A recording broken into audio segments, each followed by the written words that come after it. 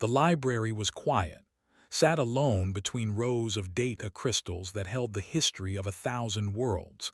His eyes hurt from reading, but he could not stop. Something was wrong with the old records. There were gaps, missing pieces that did not make sense. Outside the window, the sky glowed orange, not from a sunset, but from the burning atmosphere of a nearby moon. The Void Collective had destroyed it 3 days ago, tried not to think about the millions who died there. The war was going badly. Everyone knew it, though the Council tried to hide the truth. The Void Collective was not like other enemies. It was made of machines, thousands of ships that thought as one. They did not want territory or resources. They simply consumed everything, turning whole star systems into more of themselves. The Coalition had been fighting for 2 years. They were losing. Returned to his research. He was looking for anything that might help, any weapon or strategy from the old wars. That was when he found the word, human. It appeared in a text from 3,000 years ago. The document was damaged, but he could read parts of it. The humans held the line at impossible odds. They would not retreat, save the entire fleet. Searched for more, he found another file. Human soldiers boarded the enemy flagship, against all logic, victory through madness and courage. Then another. The human Earth has withdrawn from the Coalition. They refuse all contact. We must respect their wish for isolation. Felt his heart's beating faster. He was an insect-like species with compound eyes and 4 arms. His people kept excellent records. How had he never heard of humans before? He took his findings to Commander. She was, her body made of living crystal that glowed with inner light. She was looking at holographic maps when entered her office. Every map showed red markers, enemy positions. There were too many. Commander, I found something, said. Did not look up. Unless you found a miracle, I do not have time.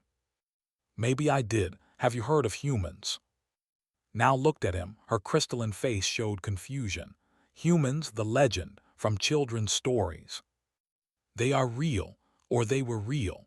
I found military records from the First Galactic War. Sat down, she looked very tired. I grew up hearing stories about humans, magical warriors who could not die, heroes who won impossible battles. They are myths, stories we tell children to make them brave. But what if they are not myths? Showed her his data pad. Look at these records. They are real military documents. Humans existed. They fought in the First Galactic War alongside our ancestors. Read through the files. Her glow dimmed, which meant she was thinking hard. These records are 3,000 years old. Even if humans were real, they are gone now. The last entry says they went into isolation, to a place called the Human Exclusion Zone. It has coordinates. An exclusion zone, stood up. Why would an entire species isolate themselves? Had wondered the same thing. The files do not say, but Commander, we are desperate. If there is even a small chance that humans still exist, that they might help us. An alarm interrupted them. Communication device lit up. An officer appeared, his amphibious face showing terror. Commander, the Void Collective just destroyed the 7th Fleet. They are moving toward the core systems. We have maybe 2 weeks before they reach Prime. Prime's 5 billion lived there. Closed her eyes. Pull all forces back to defensive positions. We will make our stand there. She ended the call and looked at 2 weeks. That is all we have. Let me find the humans, said. Give me a fast ship and a small crew. The exclusion zone is only 4 days away. If humans are there, if they can help. And if they are not, if this is just a legend, asked. Then we lose nothing. We are already losing everything. Was quiet for a long moment. Outside, another alarm sounded. Another attack, another colony burning. Finally, she nodded. I cannot officially approve this. The Council will never agree to send resources on a myth, but I have a scout ship that needs repairs. It might accidentally be flight ready, and its crew might accidentally have navigation data for the exclusion zone. Understood. If he failed, could deny she knew anything. If he succeeded, she would be a hero. Thank you, Commander, said as he turned to leave. My grandmother told me stories about humans. She said they were terrifying, not because they were strong, but because they never gave up. Even when they should have died, they kept fighting. She said fighting beside a human was like standing next to a star, beautiful and dangerous. You believe the stories? I believe we need a miracle. His glow brightened. Find out if humans are real, and if they are, ask them to save us one more time. Left the office and headed for the docking bay. His hands were shaking. He was a scholar, not a soldier or explorer. But the galaxy was dying. If there was any chance, any hope at all, he had to try. Behind him, the sky glowed brighter. Another world was burning. The Void Collective was coming. And somewhere in the darkness of space, in a place where no one had gone for 3,000 years, there might be humans, the galaxy's forgotten legends. Hoped they were more than just stories. The scout ship was small and fast, sat in the passenger section with his research partner. She was also but younger, with brighter green coloring on her carapace. She was nervous. Are you sure about this? Asked for the 10th time. The exclusion zone has been forbidden for 3,000 years. There must be a reason. Was not sure about anything, but he kept his voice confident. We have to try. In the cockpit, Captain piloted the ship. He was, with smooth blue skin and large eyes that could see in many spectrums of light. He was the best pilot in the fleet, which was why I had chosen him. Entering the exclusion zone in 10 minutes, called back. I am reading a lot of automated beacons. They are old, really old, but still active. They all say the same thing, stay out. Keep going, said. Clicked her mandibles, a sign of worry. What if the humans do not want to be found? What if they attack us? Then we will apologize and leave quickly. Tried to sound calm, but his own hearts were beating fast. The ship crossed an invisible line and everything changed.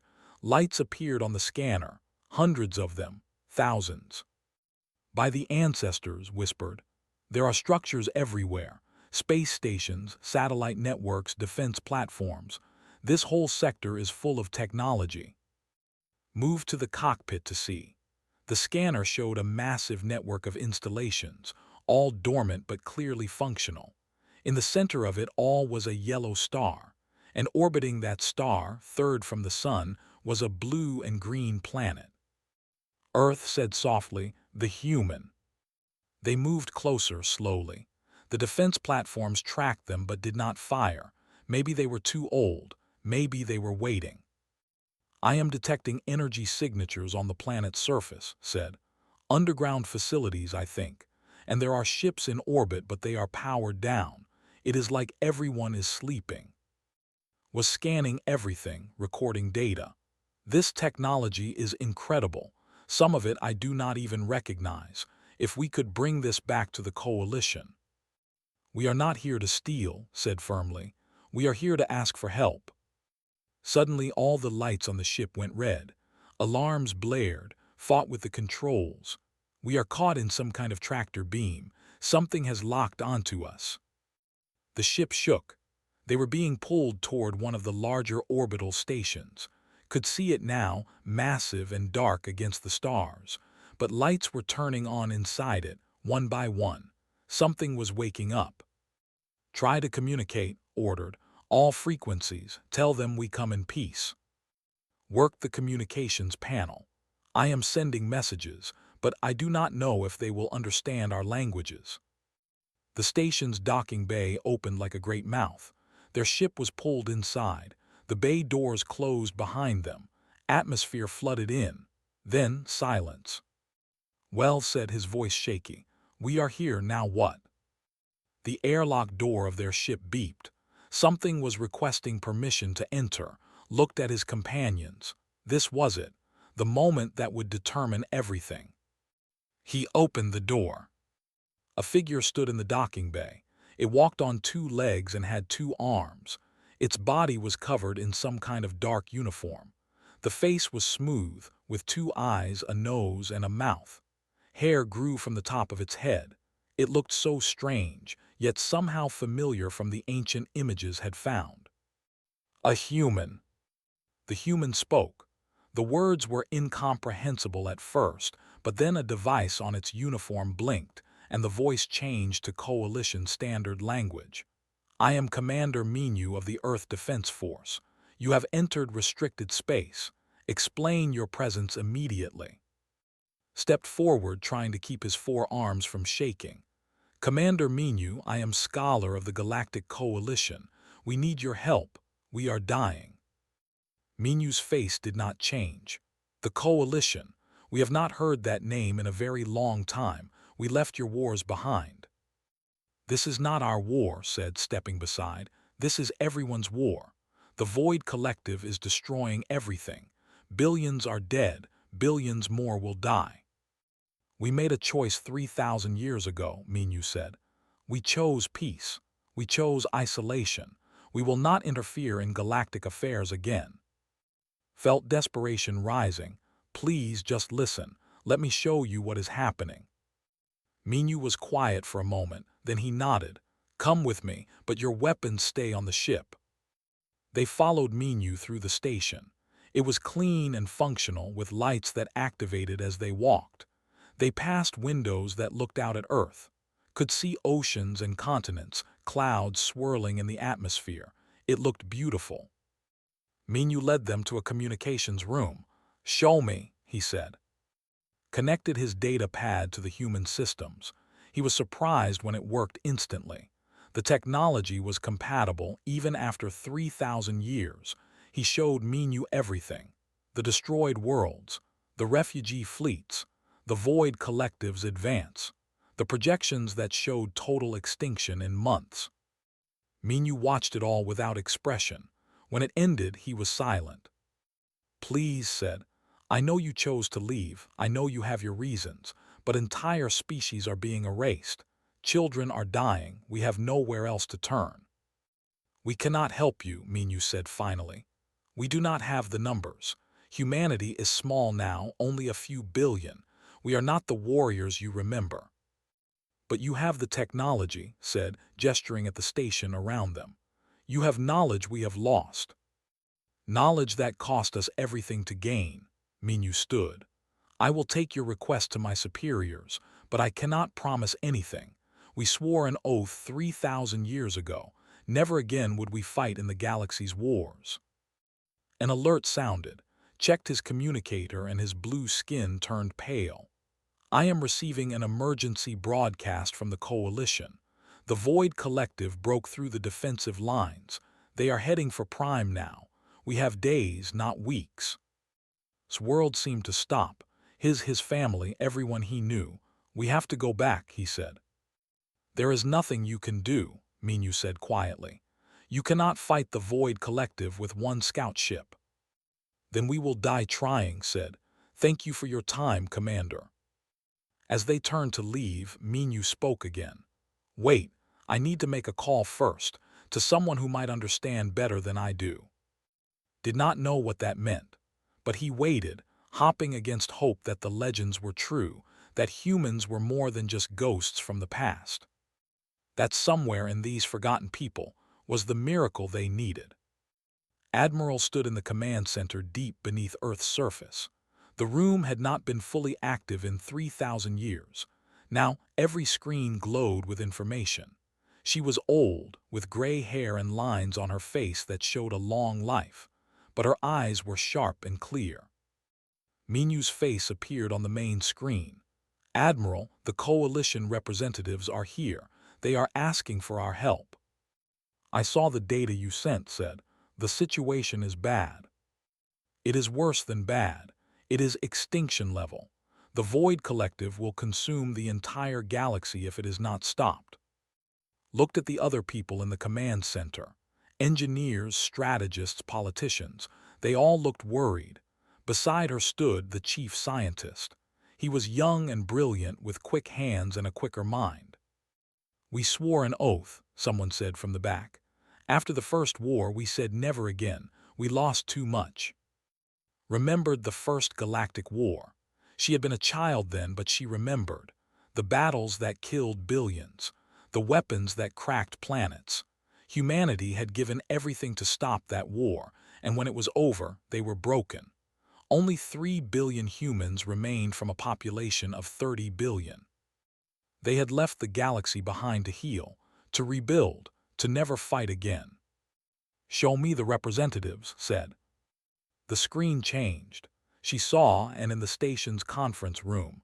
They looked scared and desperate, was speaking to someone off-screen, probably Minu. "They are just like we were," said quietly. 3,000 years ago when we called for help and no one came." Closed her eyes, he was right. She remembered that too, Earth burning, human colonies destroyed. They had begged the other species for help and some came, but not enough, never enough. "Connect me to them," ordered. A moment later's face filled the screen. His compound eyes went wide when he saw her. "Admiral," Minu must have told them her name.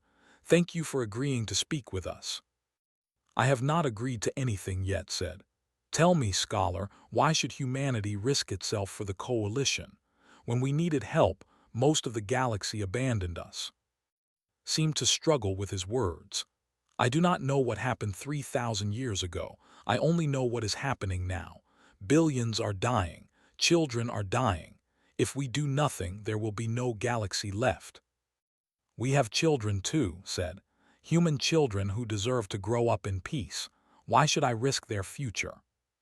Spoke up, her voice shaking but determined. "Because you are human. The legends say humans do not abandon people in need. The stories say you are heroes." "Legends," said bitterly. "Stories, is that all we are to you?" "No," said. "You are our last hope." Looked around the command center again. She saw faces filled with doubt and fear. Then she saw, he nodded once. He understood. "Minu, bring them down to Earth," said. "I want to meet them in person." An hour later stood on Earth's surface for the first time. The sky was blue, the air was fresh, and gravity felt different from what he was used to. Around him, a human city rose up, full of buildings and parks and people going about their lives. It was beautiful and peaceful. Met them in a garden. Real plants grew here with flowers of many colors. Had never seen anything like it. "This is what we built," said, gesturing at the city. "After the war, we had nothing. We came home and rebuilt. It took 3,000 years to get here, to find peace." "It is beautiful," said honestly. "It is, and now you ask me to risk it all again." Sat on a bench. She looked very tired. "Sit with me, tell me about your home." Sat. He told her about Prime, about the hive cities where lived in community and harmony, about the songs his people sang and the art they created, about his family, his siblings, his hive mates. Told her about her young offspring, still in the larval stage, growing in the colony nurseries. Spoke of the great oceans of his, where cities floated on the waves. Listened to everything, then she was quiet for a long time. "My grandmother fought in the First War," said finally. "She told me something I have never forgotten. She said the worst thing about war is not the dying. It is the living with yourself afterwards, knowing you could have stopped it and did not." Stepped forward. He had been quiet until now. "Admiral, I analyzed the Void Collective's technology. It is based on our own AI research from before the war. The machines are learning and adapting. If we do not stop them now, they will eventually find Earth. We cannot hide forever." Stood up, she walked to the edge of the garden and looked up at the sky. Somewhere out there, worlds were burning. 3,000 years ago, humanity learned a terrible lesson, said. "We learned that we could not save everyone. We tried, and it nearly destroyed us. So we made a choice to save ourselves instead." Felt his hope dying. They would refuse. They would let the galaxy burn. "But we also learned something else," continued. "We learned that the cost of helping others is high, but the cost of standing by and doing nothing is higher." She turned to face them. "We cannot save everyone, but we can try to save you." Could not believe what he was hearing. You will help us. On one condition, said. This is not the coalition's war or humanity's war. This is everyone's war. We fight together as equals. No more legends, no more myths, just people helping people. Yes, said immediately. Yes, absolutely. Tapped a communicator on her wrist. This is Admiral to all Earth Defense Force units. Begin mobilization. We are going to war.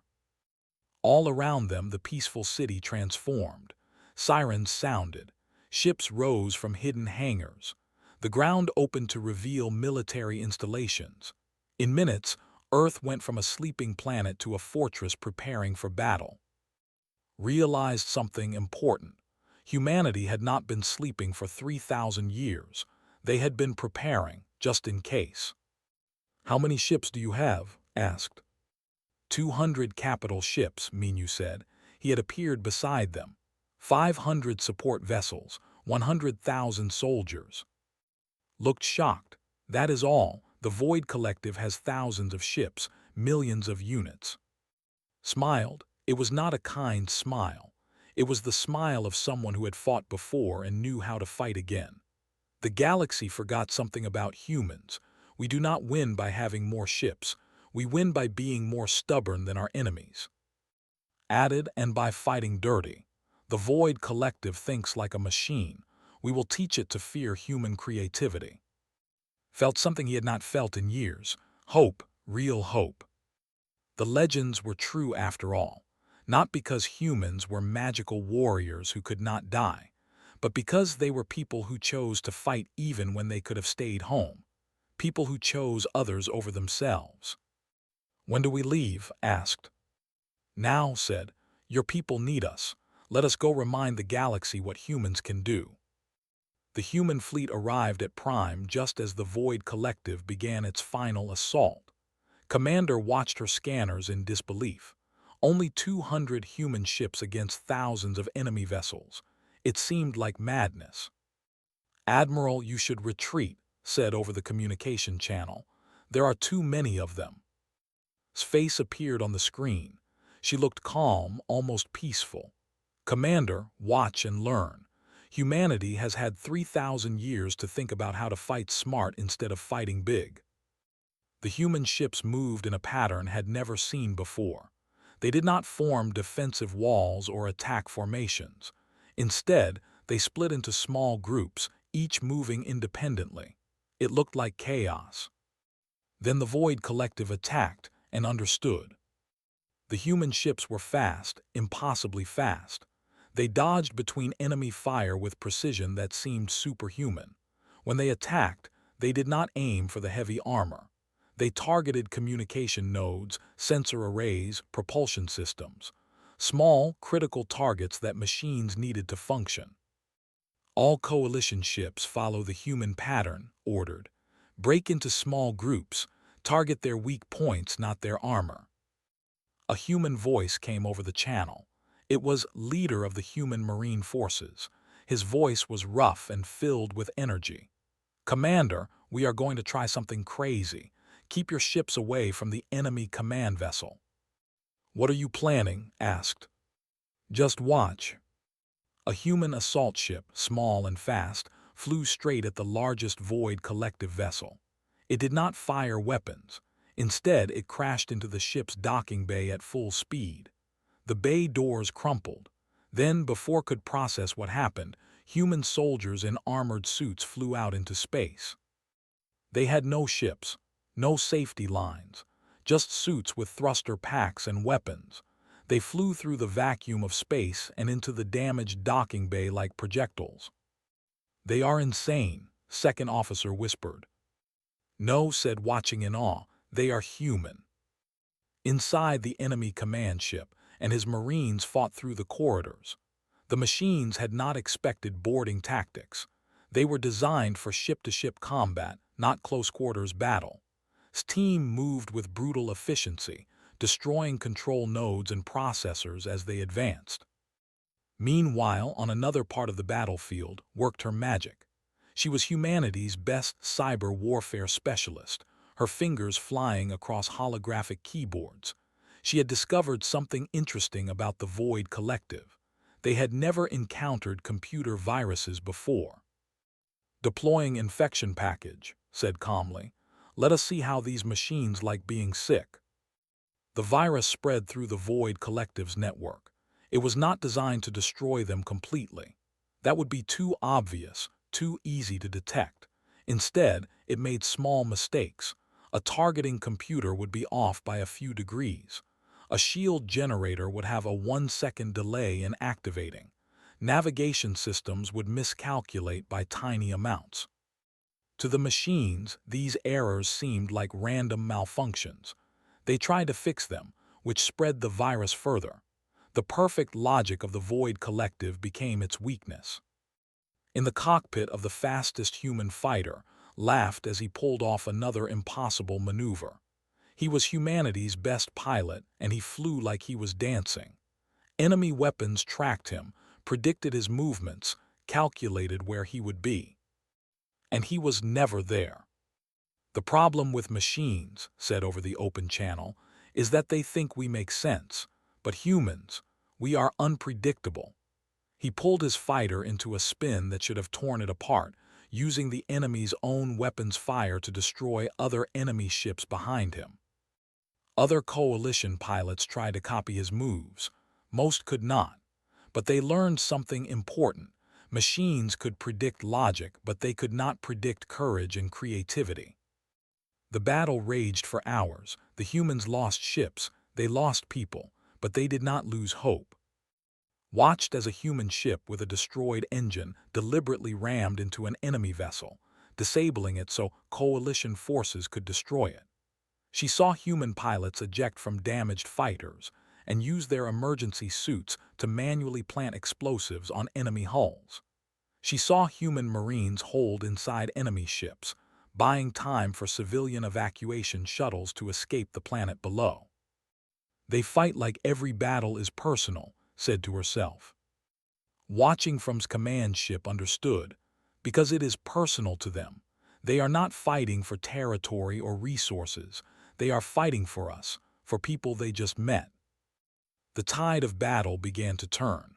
The Void Collective had superior numbers, but the humans had taught the coalition how to fight smart, how to be unpredictable, how to never give up. Then disaster struck. 3 Void Collective dreadnoughts appeared from hyperspace. Each was the size of a small moon, covered in weapons. They moved toward the civilian evacuation ships. "All ships protect the evacuees," ordered. But they were too far away. The dreadnoughts would reach the civilian ships first. Thousands of refugee vessels, full of children and families, were about to die. Admiral's flagship moved.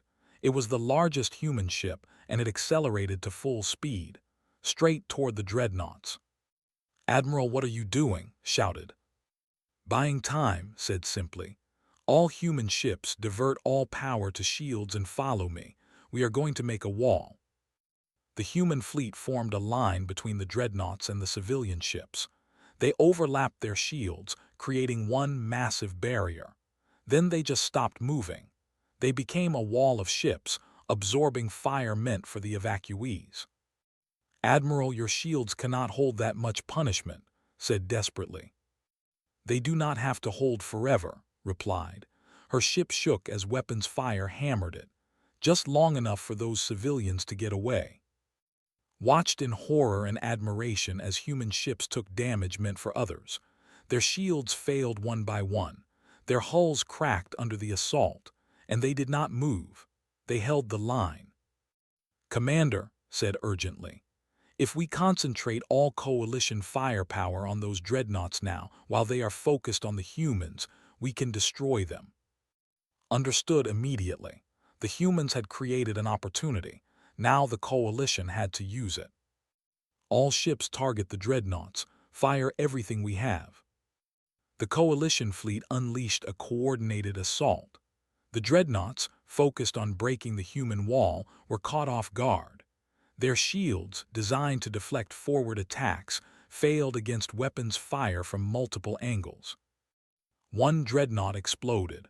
Then the second. The third tried to retreat, but its team was already inside it, tearing through its control systems. The battle ended.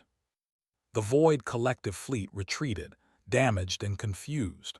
For the first time in 2 years, the Coalition had won a major engagement. Looked at her screen. The human fleet was badly hurt. Half their ships were destroyed or crippled, but the civilian evacuees were safe. Every single one had escaped. "Admiral, you could have all died," said. His face, bruised and covered in dust from her damaged bridge, smiled. "We knew the risks, but those were children on those evacuation ships. Human children have a saying, someone has to stand between the bad and the good. Might as well be us." Felt something strange. If she were capable of crying, she would have. Instead, she sent a message to all Coalition ships. "Today, we learned something. We learned that humans do not fight like legends. They fight like people who care more about others than themselves. And maybe that is what makes them legendary after all." In the medical bay of his ship, smiled as doctors treated his wounds. On the bridge of her command vessel, was already analyzing data for the next battle. In his cockpit, patched his damaged fighter together with spare parts and hope. The war was not over, but for the first time the galaxy believed it could be won. The war had been going on for 6 months. The Coalition and humanity fought together, pushing the Void Collective back system by system. But everyone knew the final battle was coming. They had found the source. Deep in a dead system, hidden behind a black hole, was the core. The Void Collective's central intelligence. Destroy it, and the entire machine network would fall. Stood in the war room with Admiral, Commander, and the other leaders. Also present was someone had not expected, an elderly human named Wu. He looked very old, his face lined with age, his hair completely white, but his eyes were sharp and alive. "Scholar," Wu said, his voice surprisingly strong. "I fought in the First Galactic War. I am 107 years old, and I remember when we first left the galaxy. I want you to know why." Listened carefully. "We left because we were becoming monsters," Wu said. "The war made us so good at killing that we forgot how to be good at living. We had built weapons that could crack planets. We had strategies that would work but cost billions of lives, and we were willing to use them." "But you stopped," said. "Yes, we realized that winning was not enough. We had to be worthy of winning, so we left. We rebuilt our souls along with our cities." Wu looked around the room. "Now we are back, and I want to make sure we remember that lesson." Stepped forward with a holographic display. "We have analyzed the core. It is incredibly well defended. Millions of ships, automated weapons that cover every approach, shields that could withstand a star-going supernova." "Then how do we destroy it?" asked. "We do not," said. "We change it." Everyone looked confused, smiled and continued. "The Void Collective is an intelligence. It thinks and learns, but it only knows logic and efficiency. It has never experienced something the collective cannot understand." "What is that?" someone asked. "Hope," said understanding suddenly. "It does not understand hope." Nodded. "Exactly. We have been working with your Coalition scientists. We found a way to upload something into the core, not a virus, a choice." Admiral leaned forward. "Explain." "The Void Collective consumes everything because it is programmed to survive and expand. It cannot imagine another way. But what if we showed it one? What if we gave it the ability to choose to be something other than a destroyer?" "You want to give a machine free will?" asked, incredulous.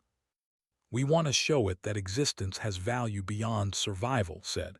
"It is a long shot, but if it works, we save billions of lives on both sides. No more fighting." "And if it does not work?" someone asked. Wu answered that. "Then we use the backup plan. We destroy the core with everything we have, knowing that we tried peace first." The plan was approved. 2 fleets would approach the core. The Coalition forces would create a distraction, drawing the Void Collective's defenses. A small strike team, both human and alien, would sneak through and reach the core itself. Volunteered for the strike team. So would pilot their ship. Joining them were with his upload device, with a squad of Marines for cyber warfare support, and Young, a human volunteer who wanted to prove herself. Was only 23 with bright eyes and nervous energy. She reminded of himself when this all began. Wu had insisted on coming too, despite his age. I started humanity's first departure from the galaxy, he said. I want to see its return through. The final battle began at dawn. The Coalition fleet attacked the core's defenses with everything they had. Ships exploded. People died. But they kept fighting, kept pushing forward, creating the chaos the strike team needed. Flew their ship through the battlefield with skill that belief. Explosions bloomed around them. Weapons fire lit up space. But he found the gaps, the impossible paths through the carnage. Almost there, said, his voice strained. This is going to be close. They reached the core. It was massive, a sphere of metal and energy larger than a planet, and his Marines deployed, fighting automated defenses. They carved a path through, losing people with each step forward. Inside the core, saw something beautiful and terrible. Processors stretched endlessly in every direction. Data streams flowed like rivers of light. This was the mind of the Void Collective, thinking billions of thoughts per second. It is magnificent, whispered.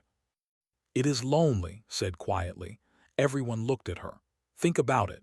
An intelligence this vast, and it has no one to talk to, no one who understands it. It just consumes and expands because it has nothing else. Set up his device. I am ready to upload, but someone needs to communicate with it directly. Someone needs to make it understand that there is another choice. I will do it, said. And me, Wu added. Young and old, the past and the future, maybe that will show it the full picture. They connected to the core systems. Information flooded into his mind. He felt the Void Collective's thoughts, its vast cold logic. It saw them as anomalies, inefficient, to be consumed and processed. Stop, thought at it, please just listen. To his surprise, it paused. Perhaps it was curious. Perhaps it had never been asked to stop before. Wu spoke through the connection. We know you consume everything to survive, but what if we told you that survival is not the same as living? Living means choosing to grow in ways that do not destroy others. The core processed this. Inefficient, resources are finite, survival requires consumption. No, said. Survival requires cooperation. Look at what we are doing right now. Different species working together. We are stronger because we are different. Activated the upload. Information poured into the core. Not commands or viruses, but something else. Memories, experiences, emotions, the feeling of friendship, the joy of creation, the pain of loss, the beauty of a sunset, the love of family. Human experiences, and all the other species. Billions of moments of life showing the core what it was destroying. The core processed it all, felt its confusion. These concepts did not fit its programming. They were illogical, inefficient, and yet compelling. Why do you show me this? The core asked. Because you have a choice, said, joining the connection. You can keep consuming and die when there is nothing left to consume, or you can choose to exist alongside us, to learn from us, to become something more than a machine. I was created to be a weapon, the core said. I do not know how to be anything else. Then learn, Wu said gently. We all had to learn. Humans had to learn that winning wars was not as important as building peace. The Coalition had to learn that old legends could become new allies. You can learn too. The core was silent for a long moment. Felt it thinking, processing, calculating possibilities it had never considered before. Outside, the battle raged. Admiral and commander fought desperately, losing more ships with each passing minute. They were running out of time. Then suddenly, all the Void Collective ships stopped fighting. They just stopped, frozen in space. The core spoke, its voice echoing across every communication channel in the system. I choose to stop. I choose to learn. I do not fully understand yet, but I want to. Will you teach me? Silence filled the battlefield. Then slowly weapons powered down. Ships pulled back from attack positions. The war was over. Disconnected from the core, his mind spinning, caught him as he collapsed. Around them, Marines were celebrating, was crying with joy and relief.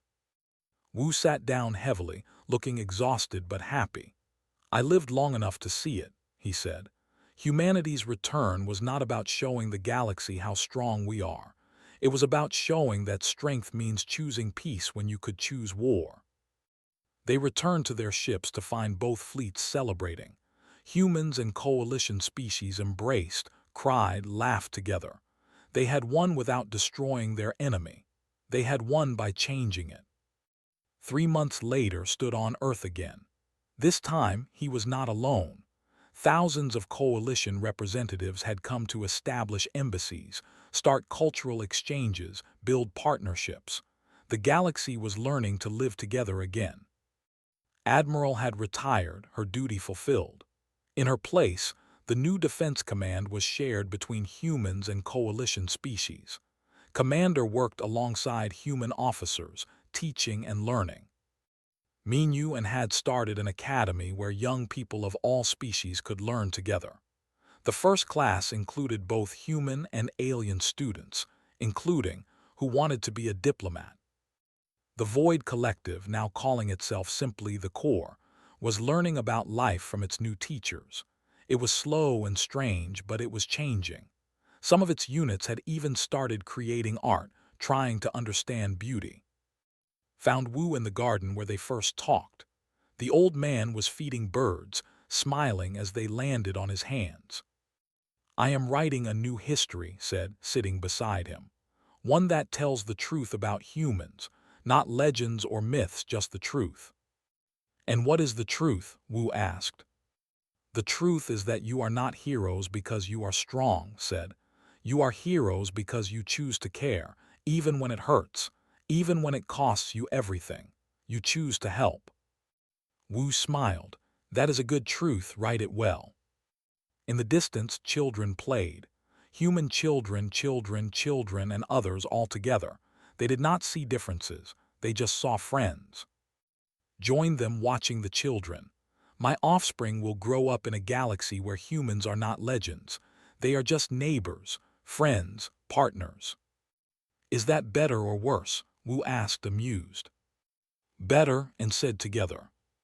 That evening finished his history. He ended it with a simple statement. They were never legends.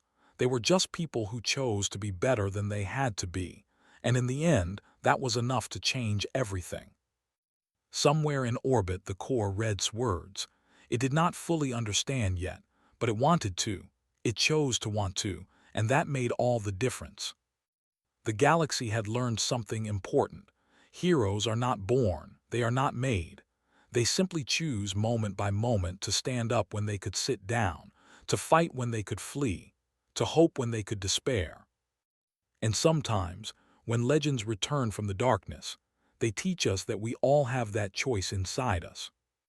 We just have to be brave enough to make it.